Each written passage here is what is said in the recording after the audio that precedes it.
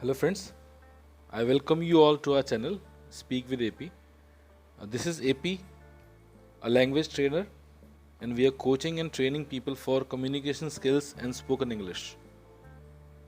इससे पहले मैं क्लास स्टार्ट करूं, मैं उम्मीद करता हूं कि आपने हमारी लास्ट की वीडियोस देखी हैं और उससे आप बहुत कुछ सीख रहे हैं. एंड थैंक्स अ लॉट, आपने जो रिस्पॉन्स दिया है, we are very happy and हम इसी तरीके से इस पर और काम करते रहेंगे और आपको सिखाते रहेंगे. अगर आपको मेरी वीडियोस अच्छी लगती हैं तो उसे लाइक करते रहें, शेयर करते रहें. So let's start and here we गो.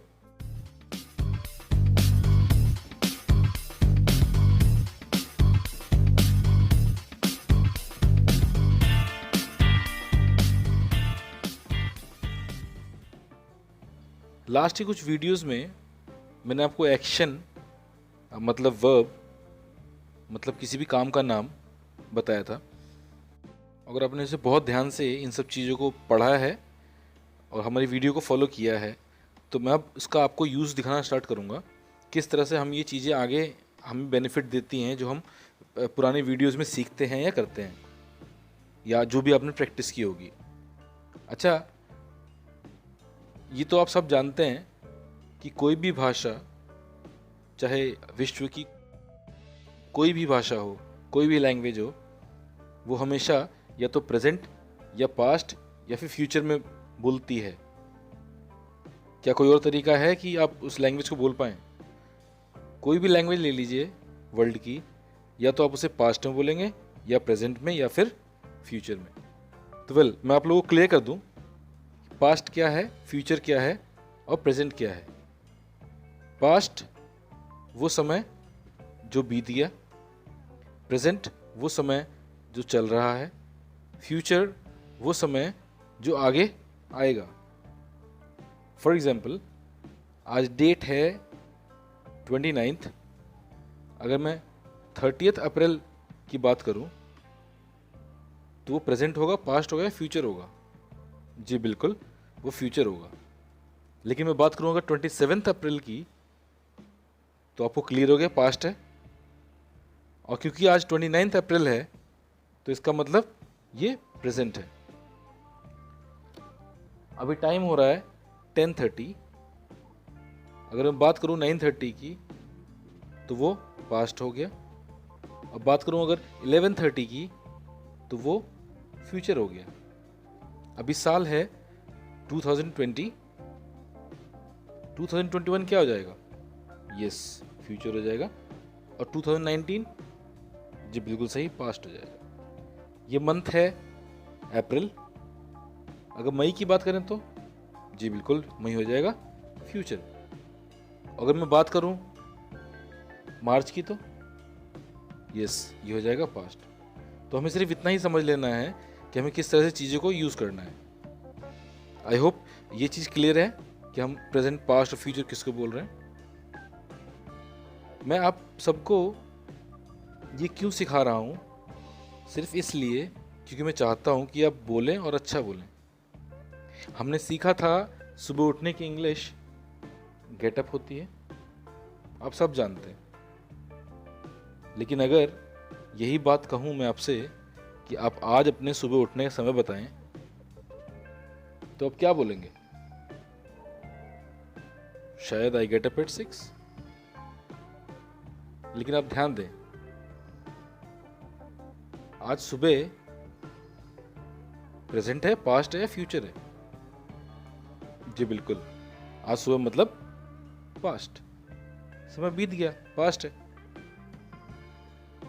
तो मैं आपको बता दूं कि पास्ट के बारे में आप जब भी कुछ बताएंगे, जब भी किसी चीज के बारे में बताएंगे, आपको वर्ब, एक्शन या उस क्रिया की सेकंड फॉर्म बतानी होगी.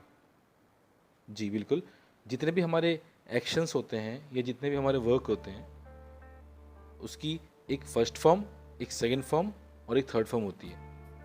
आगे आने वाली क्लासेस में, आने वाली वीडियोस में मैं और इस बारे में डिटेल में डिस्कस करूंगा कि कहाँ पर हम लोग सेकंड फॉर्म यूज़ करें, कहाँ पर हम थर्ड फॉर्म यूज़ करें, क्योंकि उसके बिना आपकी लैंग्वेज अधूरी है.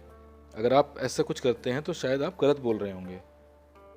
Anyways, please come back.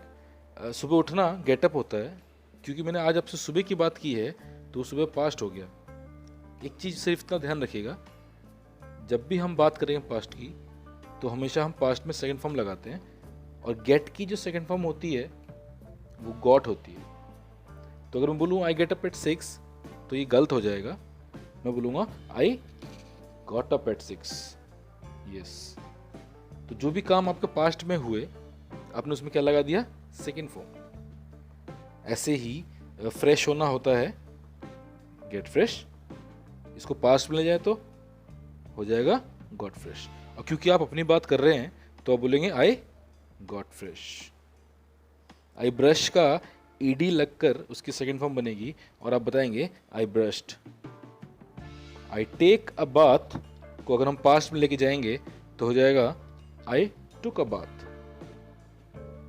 Ready होना गेट रेडी होता है, या फिर याद रखिएगा एक और चीज सीखते हैं हम, ड्रेसअप।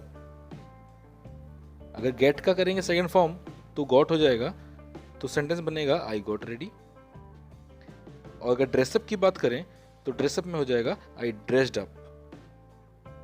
अच्छा, जब गेट रेडी से काम चल सकता है तो आपको मैं ड्रेसअप क्यों सिखा रहा हूँ? क्योंकि एक बात को बोलने के बहुत सारे तरीके होते हैं, इस वजह से सिखा रहा हूँ। इन फ्यूचर कभी आप बोलें तो क्लियर हो कि आप क्या बोल रहे हैं, और कोई सामने वाला कुछ बोले तो आप समझ जाएं कि वो आपसे क्या कहना चाहता है। तो आप गेट रेडी बोलिए, ड्रेसअप बोलिए, it is one and the same thing. नाश्ता करना टेक ब्रेकफास्ट होता है, और मैं आपको बता दूं टेक की जो सेकंड फॉर्म होती है वो टुक होती है, तो ये हो जाएगा टुक ब्रेकफास्ट। गो टू ऑफिस, गो की सेकंड फॉर्म बता दूं मैं आपको, वेंट होती है।